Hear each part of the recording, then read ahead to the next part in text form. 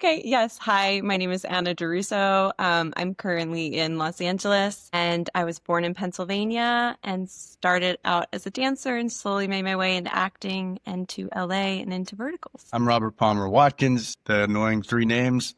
I started acting in early high school. I started doing plays and stuff, and I just was in love with it. I was always a creative kid, but I started doing theater as a teenager, and I knew very, very quickly that I wanted to pursue it, and I was crazy enough to do it. Like Anna, I guess we both moved here, and I moved here when I was 21 years old. I went to multiple acting conservatories and started auditioning, and it's a pretty typical route. Luckily my first pretty like decently sized, no, I would consider it a big break for sure, was I booked the role of Dylan Quartermain on General Hospital, which was a contract character, a legacy character on that show. So I got to really, really, really hone my skills and be on set every day and, have a consistent job as an actor at 25 was just like so amazing. Soaps, that's one of the only genres still where you're like on a contract and you're working, those muscles consistently and getting paid consistently. So it was such a blessing. And that opened so many doors for me. From there, I went on and did bunch of different movies and TV shows. I did more notably the Walking Dead. I was on for 2 seasons, the Walking Dead spinoff, Walking Dead World Beyond. I've done a few Netflix movies and just all kinds of stuff. Living the grind, living the dream. It's been an interesting last 5 years of the industry due to the pandemic and the strikes and the wildfires and the politics and everything moving to streaming. So these verticals, I never would have thought that I would have found this pocket of a genre that's just been exploding. But I think Anna would agree with me. Us actors are so grateful that there's some type of work happening right now, because the industry has just been very, very stagnant, and verticals seem to be really finding a way to continue to grow. And it's exciting. It's exciting to see that something new is coming, and we'll see where it goes, how it evolves. But yeah, that's how I just ended up doing one randomly about a year ago for Pocket FM. And once you do one, they find you, and they started reaching out to me, and I just jumped in, and now I've done 6. How many have you done, Anna? Do you remember? I think I've done 15 or 16 at this point. It's around the same number as Robert. And Anna, just to ask you, what was your first paid acting job? Oh my gosh, it was actually a short film where I went out to Minnesota and Wisconsin, and it was like a horror film, and it was a great experience. But that was after COVID. That was like, I think it was the year after we were still in COVID. But I had done all my training prior to COVID, and then COVID hit, and then I was back in like Pennsylvania with my parents. And at a certain point I was like, I feel like I didn't even try. Like I didn't even go audition for anything. And I just like, even though it was a pandemic, I just started applying to things, and I just booked that short film, and from there things have gone, and I found my way to LA. What was the process of both of you coming to be in A Mistaken Surrogate for the Ruthless Billionaire? Do you remember the casting process? Who got attached to the project first? I think I got attached to the project first. I got reached out to by the production company, by Sandry at Ideally Projects, and they wanted me to come on and do a reading. And so I did that, and then a couple days later, they had booked me. And then they actually had me a couple of days after they had booked me read with a couple of candidates for Robert's character. And I think they just wanted to go in a different direction. And so I don't know when Robert was brought on, but I actually never got to read with Robert until we did the table read session, which was like a day or two before we started filming. Yeah, I had done one project with Ideally Projects. I had done a vertical called Second Baby, Second Chance, which was for the Dreamy app vertical shorts. And it was Ideally Projects was the production company for that. Sheehan was the producer on that, and she's, I guess, owns or runs Ideally Projects. And she had worked with me before, and I don't know, for whatever reason, I guess she was still trying to cast the lead male role for Surrogate. And I was actually on a vertical shooting Love Lies and Alibis for Viglu. And she reached out to me and she was like, we really need, I'm still trying to cast my male lead. It starts like right away. And I'm like, oh my God, I'm shooting one right now, and shooting a vertical is very, very intense. So you try to have a few days off once you wrap one because you literally have a vertical hangover for like several days and you need to just stare at the ceiling and meditate because it's a lot. Anna knows. That's why she's laughing. So I was like, oh my God, like I'd love to, but I'm shooting one right now. That means I'd literally start like the next day. Long story short, she convinced me to do it, and I love her. And I had not met Anna yet, obviously, but yeah, I said yes, and I just had to jump right in. I think I had 1 day rest. And then, but that happens a lot with these, Anna's done a lot too, where it's like, once you do a few, you're getting reached out to a lot. This is such a growing genre, and there's so many new apps coming out. Everybody's competing with each other, and they're all trying to get the best actors on their app. So it's a compliment to be reached out to. But I think this week I've been offered 12 lead roles, and I'm like, this doesn't happen as actors, by the way. Like to be offered roles and reached out to like this, I wish this went on in my 20s. Oh my God. Um, so it's very exciting. It's really cool, but it's also a balance because you have to learn to say no and you have to put your mental and physical health, make it a priority. Because as actors, we're like, oh my God, I want to take them all. Yeah, I'll do it. I'll do that one and then that one and that one. And then you end up just totally drained. So I've been trying to work on that. But yeah, I jumped into Surrogate right after one I did for Viglu, and it was great. Anna and I just like got along great, and obviously like you never know what's gonna hit. You never know which verticals are gonna hit. Some kind of go unnoticed, and then some blow up. And Surrogate, I mean, I don't know what the chemistry or the perfect dynamic was there, but I have not seen a reaction from the fans like I've done what 16 verticals now, but Surrogate was definitely, I mean, I get messages every day from all over the world, hundreds of DMs every day from fans all over the world. And it's by far the most popular vertical I've done. So it was maybe props to Anna. She was a great scene partner. Honestly, everyone in that, like, I just look at every single person that was on that project, like Robert and our director, and even like Sheehan, and like just the whole production company, and just every single person on that, like, was supposed to be there, and I think needed to be there to have the product that we ended up having. So I think it was a really good synergy of just everyone on set. I think that's really accurate, actually. I think that's why this one, apart from there's a lot of things that come together, but every single cast member is brilliant and gets their moment to shine. Before we dig into that, I just want to ask, see, you also, according to IMDb, you also did another very popular story around this called Accidental Surrogate for an Alpha. First of Yes, all, I which did. one came first? And Yeah. also, how nervous do you get going in hospitals now that you're going to end up coming out? I think I was more, instead of going more nervous to be going into hospitals, I think I was more nervous that I was never gonna get to play anything other than a surrogate in a vertical. But, but the accidental surrogate for the alpha did come first. Yeah. And then the surrogate for the Ruthless Billionaire came second. So And is that quite unusual that you were happy to do, it's kind of a similar role again? Because I would say as fans, it's like they're both absolutely brilliant and everyone's very glad you did. But I could see that you might have been like, kind of just come off a similar-ish storyline. yeah, no, I actually was hesitant. I always try to keep my mind open. So when, like, at that point, like the my real sure one, Axel Surrogate for the Alpha, it had just come out when I had been reached out to for this role.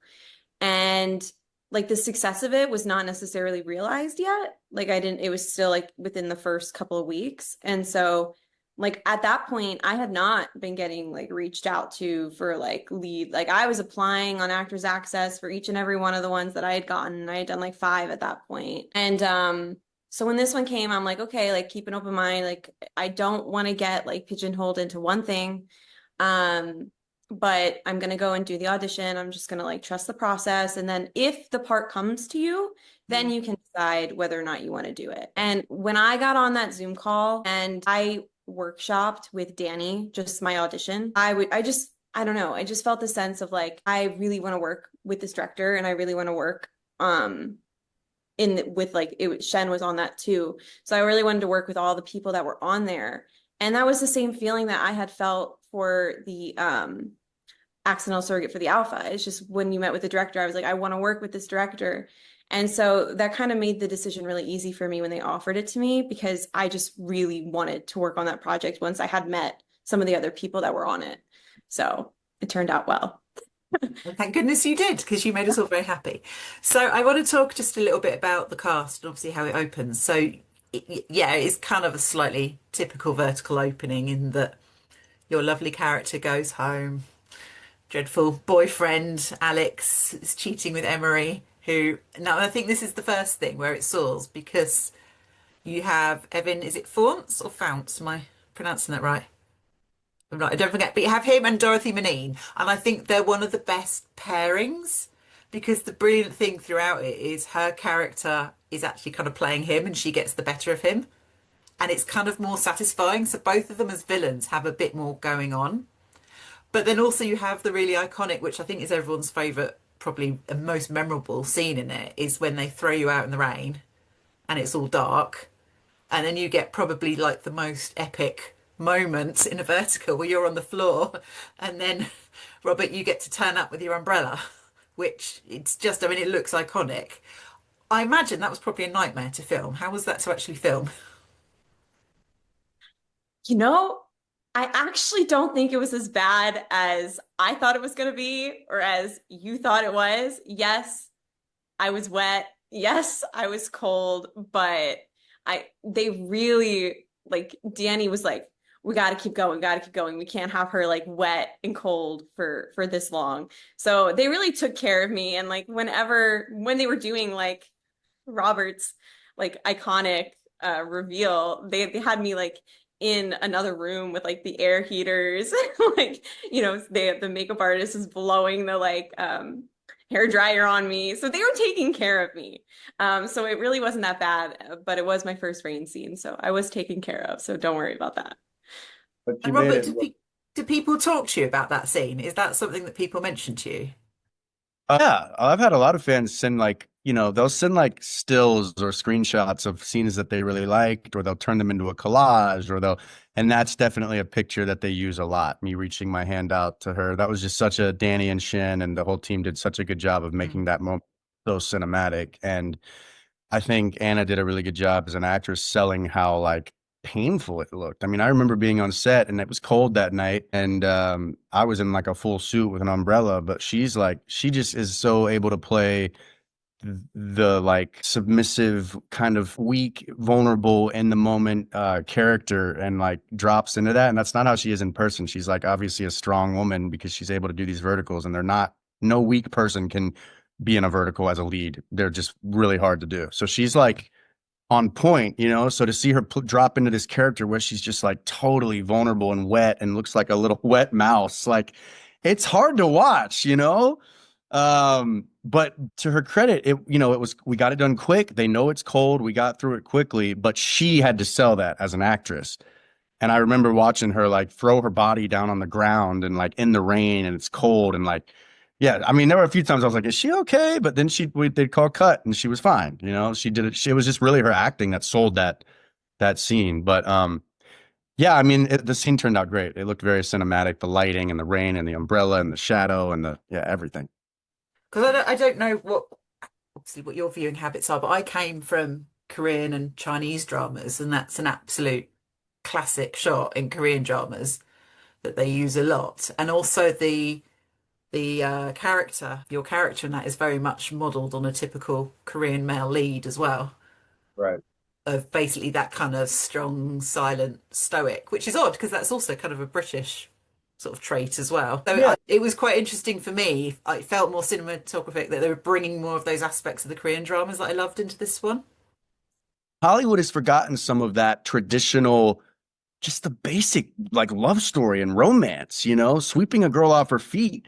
I mean, us vertical actors are tired of picking each other up, but like but people, the reason people resonate with that is because it's classic, you know? Mm. Now, do I hope we evolve and we start to find newer ways to tell a love story in the vertical world? Yeah.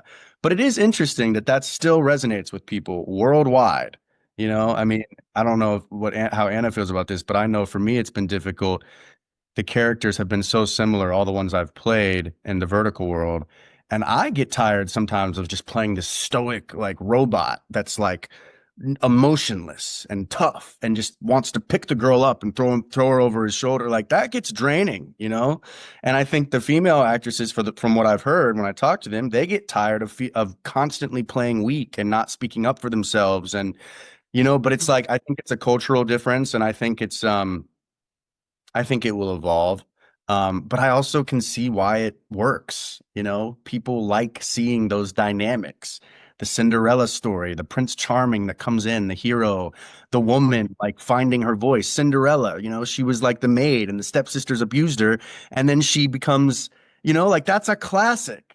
Mm. You can't miss with those stories. It's the tale as old as time. I think it's a really good point. And one of my theories about verticals is that people want to see good overcome bad as well. Yeah. So you need slightly higher stakes, and that obviously because you don't only have Dorothy, you don't only have Emery and Alex, you also have Rose as well. So you've kind of got this trio of villains. I adore Rose. I think Juliet's an absolute hoot. I think she does some of the funniest physical comedy. And then it's quite fun seeing where it goes because actually Emery scarpers off, and then obviously by the end we do go down the vertical route of kidnap and mayhem. And how many times have you been kidnapped? It must be a lot. A lot. I've been kidnapped a lot. I've been cheated on a lot. I've been pregnant a lot. Married a lot. All the things. So I get asked that every single vertical by someone in the crew. How many times have you been married by now? A lot. Yeah. Yeah. We're always married, or we're at the very least we're engaged at the Yeah. end. Yeah. There's never like a no ring situation. Robert had the best proposal I think I've ever seen in a vertical. They had written it. It was like 2 pages of dialogue.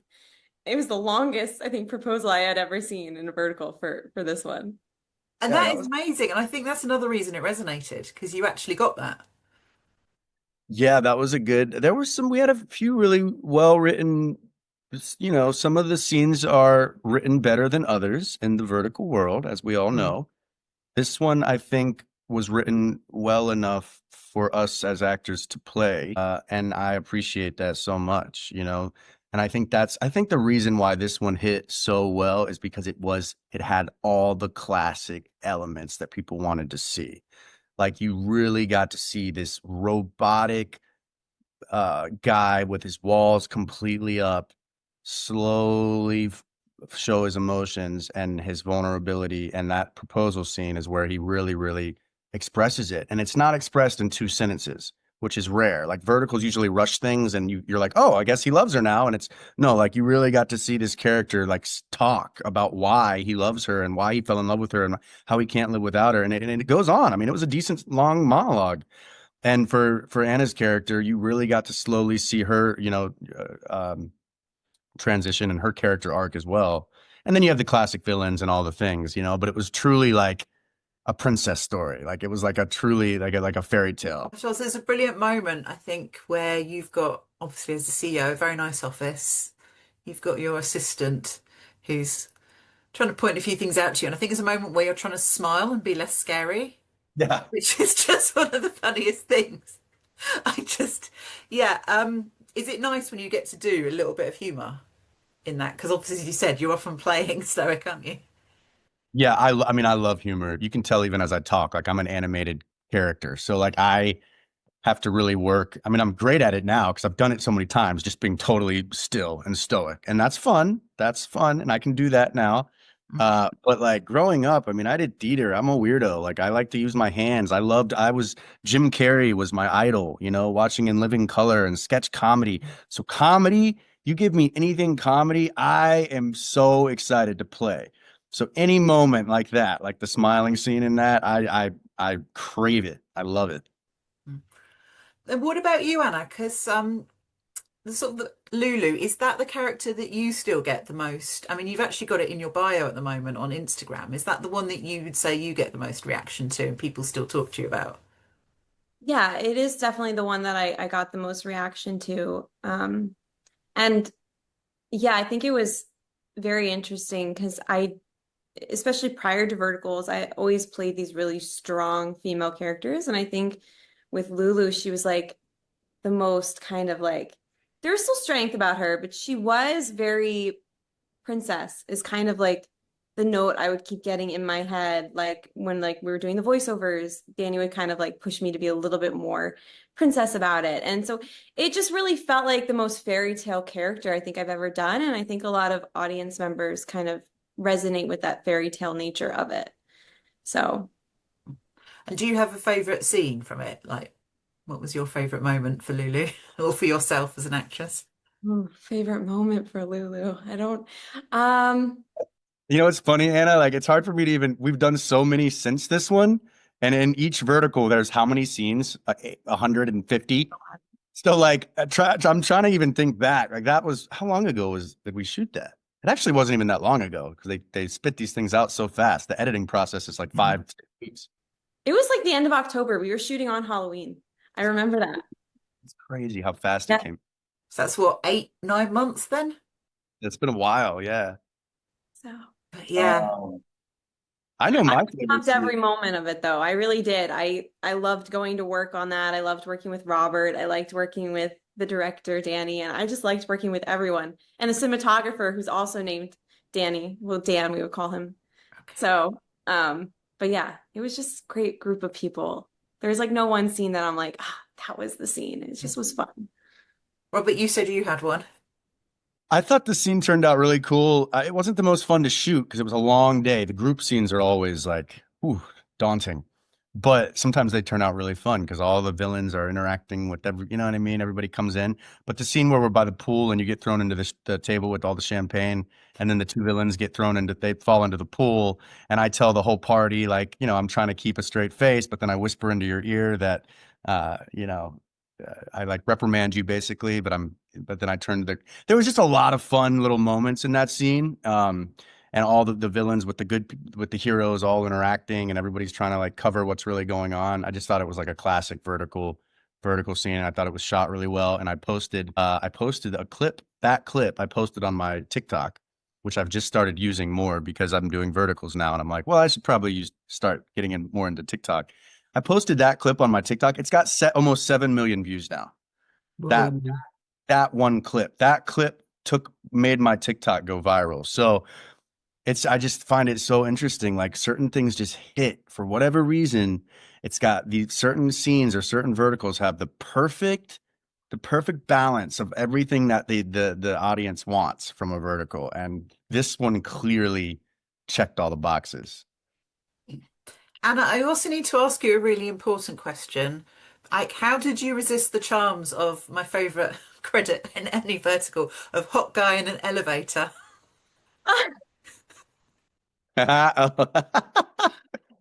Because that's my favorite thing. Once you know that when Danny directs a vertical, he will normally make an appearance on screen, and then you look at his IMDb, and that is his credit, hot guy in an elevator. And I thought, oh, this vertical could have gone another way. Lulu could have run off with him. I know, it would have been crazy.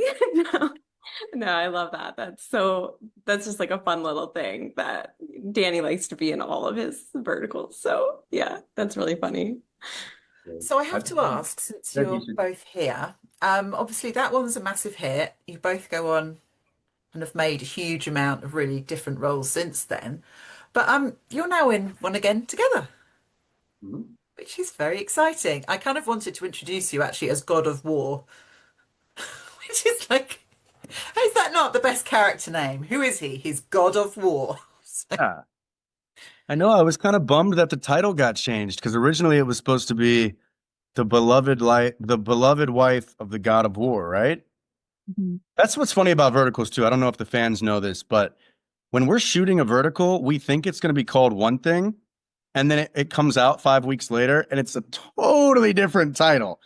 So the title is always like a work in it's in development. You know what I mean? Mm. Um, So yeah, that was interesting because I didn't even know when it came out. I was like, I wasn't in what vertical is this? I thought it was like a fan made like somebody added Anna and my face to like made their own cover or something. And I was like, oh no, that's the one we did. They just completely threw the old title out. That's hilarious. So presumably you can see why it's happened because it's on Good Shot, and obviously I would say probably one of Good Shot's biggest hits is the surrogate one. How long did it take for them to actually manage to get the pair of you back on the same vertical? Because obviously you've got to coordinate two pe very busy people's schedules. Yeah, it's actually Good Short's biggest hit. Mm. Um, at least domestically anyways. It's their number one vertical. I think it's almost at almost 10 million streams. And then there's the second one is um the act my oh gosh, I'm the titles. I get so tongue tied trying to remember all the titles. But my the gold digger Mm. is number two, I think. At least that was the last time I heard the stats from Good Short. But yeah, when did they ask us to? I don't know. Did they reach out to you first, Anna, or did they reach out to me first for this one? I knew we were going to be working together because I was excited that they paired us up again.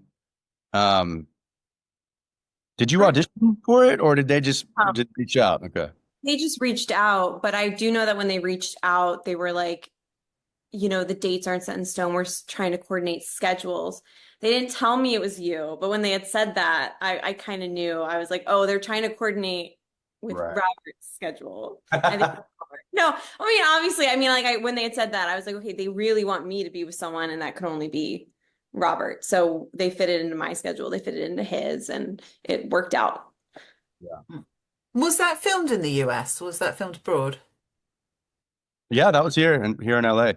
Okay. And is that where both of you find you do most of your work? Because I know that obviously at the moment you've got, a lot of people going to China or sort of New York or traveling around to work now.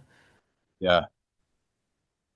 I don't know, Anna, where are you? Are you filming mostly in LA or? I film mostly in LA. I've actually never gone abroad yet for a project. I did go to New York once, but I've never been out of the country. But I know Robert has. I've been to, yeah, it's been pretty cool. It's cool to travel. It's a balance again because it's also draining and more it's a lot to travel. But I've been to Vietnam for I'm gonna botch all the titles right now if I try to do that. But I've been to Vietnam, I've been to Istanbul, I've been to Toronto, and I've been offered to go to China several times, but I haven't done that yet. But yeah, and I was just in. I got back yesterday from Arizona. I just shot one in Arizona. That's exciting. So yeah, I think traveling is. Oh, in New York, and I was in New York for one as well. That's crazy. I don't think I've listed them out all together like that. I've been a lot of places with these. It's always fun to travel, but I think it's definitely nice to shoot. It's definitely nice to do them, at your home base. And like when you wrap, you get to come home to your own bed. And, I think it's definitely more tiresome when you're traveling doing these. I mean, the one that I just did in Arizona, phew, me and myself and my scene partner, Kylie, we wrapped and we were just like zombies. Like all we wanted was a pillow. Great experience, great crew, great people, great vertical. I think it's going to be a hit, but wow. Tired. It was 11 day shoot in Arizona and it was hot, so dry, my throat, my nose, I couldn't breathe. We stayed at 4 different Airbnbs because we shot in different locations around Arizona. This one is called Shadows of Desire. Well, it is called Shadows of Desire. I'm sure Who they'll change. knows? Yeah. So yeah, I appreciate I'm gonna try to like the next few that I do, I'm gonna try to do them, make sure they're based in LA. Can I just ask you a question since you're here and it makes sense to ask? Obviously, you've come from working on something like General Hospital. So I'm kind of, how does I guess the volume of work compare to verticals? It's similar. It's similar in a lot of ways, and I think that's why I think that's why I think that's why I was able to adapt to verticals very quickly, and I think that's why I've done well in them. And I think Anna, I think we've even talked about this. I was like, she'd be able to adapt to a soap opera quickly because it takes a certain skill set to be able to shoot the amount of material we are shooting. On a soap opera, you could shoot between 1 to 3 episodes a day, Mm. going through pages and pages, and most of the time you're only getting one take, maybe two, like maybe two They've got all the cameras set up almost like you're shooting a sitcom on a soap opera. So you're going through the scene and then you're moving on. They're not getting a wide, a two, a close. Like it's almost like doing a play, which is actually really nice because you get to actually keep moving forward instead of repeating the same lines over and over and over. But yeah, you're moving very, very fast and you're doing a lot of material. So when I started doing verticals, I was able to adapt pretty quickly because you just got you got to be able to memorize quick because there's no way to memorize the whole script before you start. And most of the time, the scenes are going to change in the moment based on blocking and where you're shooting and storyline and all that. Like stuff changes so quickly and you're moving so fast that it's almost better to kind of like be very familiar with the script before you start shooting, but don't have it locked in so tight that you're going to have a hard time shifting in the moment when it changes because it will change. And that's kind of how soap operas are. So in those regards, they're very similar. So I think that helped me because before I did soap operas, I was not great at memorizing. Like it would take me a lot longer to really have the words in my head. I'd have to really study and get the words in my body days and weeks prior to shooting. And it's weird. People told me when I got on the soap opera, they were like, it's a muscle. You'll get better at it. And I did. Within like a month, I was like, oh my God, I can like read a monologue a few times and have it memorized. Now, I'm not saying that's all you have to do as an actor. You need to obviously like do the work on the monologue as well and figure out the choices and the motivations and all of that. But as far as getting the words in your brain to come out of your mouth, that really does. It's a muscle that you can kind of develop and it's really cool. And once you have that skill set, that is priceless. So I've been able to take that with me. And luckily now, look, I'm doing verticals and it's come in handy because gosh, we go through so much dialogue, don't we, Hannah? And Anna, I wanted to ask you because I've spoken to a few of your other co-stars, and Jeff Violet in particular was talking about just you have this phenomenal ability to just switch on the emotions and just I mean you have this ability. Yeah, I mean I think it's phenomenal as well. It's a really weird compliment which I gave you before we started of like I think you're the best person at crying on screen, which feels awful to say, but your ability to just like I mean you can watch a vertical that you're in and within one episode you have got us right to the core of like the emotion of your character. How how do you manage that when you're also shooting at that pace and you haven't got recovery time between those scenes and you're straight on to the next one? Have you got any tips or techniques? You know, it like I do have like technique to it. And I learned it during my Meisner training, but so like in Meisner, you're kind of like there's a whole like emotional preparation thing that you go through, and the whole point you do it for like months and months and months is to kind of shorten the time it takes between or to get to like the emotions that you need to be in a scene. So doing that for so many months, I think I just know what my body needs, and it's really for me a lot of like breath work. So it kind of like makes my body feel like I'm in a certain state. So that's good. But it is true that there was one vertical in particular where it was just like a day of crying. Like every single scene was crying. And by the end of the day, like I had like lines etched into like this part of my face, like just so tired, just the way I had to hold my body all day. So it does get tiring. But that is one of the biggest challenges I think of verticals is just the emotions that the characters go through. But like Robert was saying, it's a muscle. So the more you do it, the easier it is to get to and the kind of less it takes out of you, I think. It's like cardio, I guess. So, Yeah, because it's not, it's, yeah, a lot of it is you're living in high emotion all the time, aren't you? It's, yeah. they're really happy, they're really sad, it's really awful, they're really angry, they're really afraid. Which is, I just want to very quickly before we finish, just ask you about your favourite other projects that you've been in. And Robert, I think you might mention, obviously Mistaken for a Gold Digger. I was quite worried you were going to hurt yourself during that because the amount of things you nearly fall over and trip into. Yeah. But you get to do more comedy, and you just, I can, you can see it. You're so happy on screen in that whole thing. Thank you. I think I remember you, yeah, when you did your write-ups of the different characters, you mentioned the comedy and the tripping over stuff. So I appreciate that. You had a Uh, little fight with the bush at one point, which was very entertaining. yeah, yeah.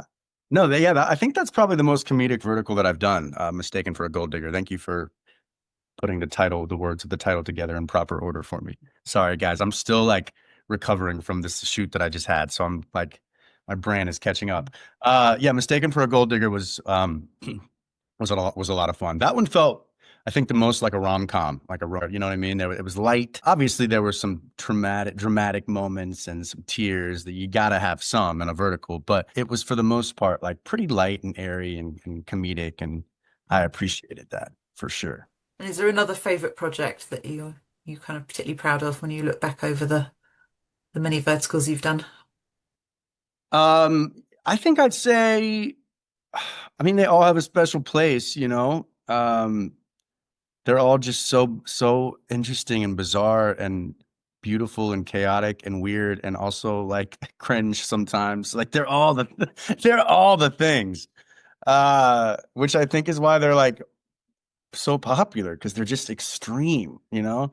Um, I would have to say Surrogate. And I'm not just saying that because we're on this and I've got Anna right there, but I think it was the first time that I realized, wow, these are here to stay. There is a massive fan base. It's affecting a lot of people. And I started to view them a little bit differently. I was obviously always grateful for the work prior to doing Surrogate, but I definitely was kind of in a mindset of like, well, the industry's dead and like, I'm gonna, you know, we got to do what we got to do right now. Let's just get through it. And that was the first one where I saw the audience reaction and I saw how many people truly it was their new favorite movie. You know what I mean? It wasn't something they happened to click on. Like they're fans of these characters from all over the world. And that was just really special. It kind of changed my perspective a little bit. Like, you know what? Sometimes these aren't always the deepest. You know, sometimes I just want to be entertained. And everybody has their own genre of what that means. Some people like reality TV, some people like design shows, some people like true crime, some people like soap operas. But sometimes you just want to turn off your brain and enjoy what you're watching. Tell me a story, tell me a love story. And I think verticals are doing that. And seeing the response from Surrogate from around the world was a good reminder of, you know what, this is really cool. Like people are really enjoying these and they're able to escape whatever bullshit they're going through in their life. They're able to escape for an hour and a half and just be entertained. And I'm proud that we're a part of it. I am. My mindset has switched gears as far as being a part of this vertical wave. And I think it's really exciting. It'll be cool to see where it goes. That What went about long. you, Anna? Have you got a favorite project as well that you kind of look back on, you're like, Yeah, I mean, this one was a really big moment for me and a big one for me. I really kind of fell in love with the character Lulu. And I find that if at the end of the shoot, if I've kind of fallen in love with the character that I was playing, um, that means that I probably learned something or I felt like it was a good collaboration. And yeah, I just, like I said, it started this interview off with, I just think everyone that was on that set, we were all collaborators. I think Danny was always letting Robert and I kind of take the character where we wanted to go, and then he would pull us back on track for, you know, what the vertical audience would want if it was too far off. But I do think, like, you know, as someone who's not as progressed in their career as certainly Robert, with, you know, the great work that he has done in his past, I do think that, like, I love that collaboration aspect where I feel like I can bring the artistry of what I learned into something. So that's Surrogate. That was also a Surrogate for the Alpha for Real Short. I felt that. That was also Billionaire Alpha Won't Let Me Go with Jeff. And there was one that I just shot that's not out yet that I felt the same way. So a couple of favorites there. I just want to say thank you so much to both of you because I think you both, yeah, you've brought a lot of people a lot of joy with this, and not just once because people rewatch it. I've rewatched it several times. So I just want to say huge thank you to your time for both of you. You're just very wonderful people. Thank you. Thank you, Jen. I Oh, appreciate it. Right. And we'll get chucked out of Zoom and it'll be perfect. We can all get on with our lives. But just honestly, thank you so much, both of you. You're total superstars. Yeah, thanks. thank you, Jen. Thank you for all like the work you're doing too to help promote the verticals and I mean you're like the main one that I see doing write-ups and sharing and like you're a huge part of this wave as well. So thank you.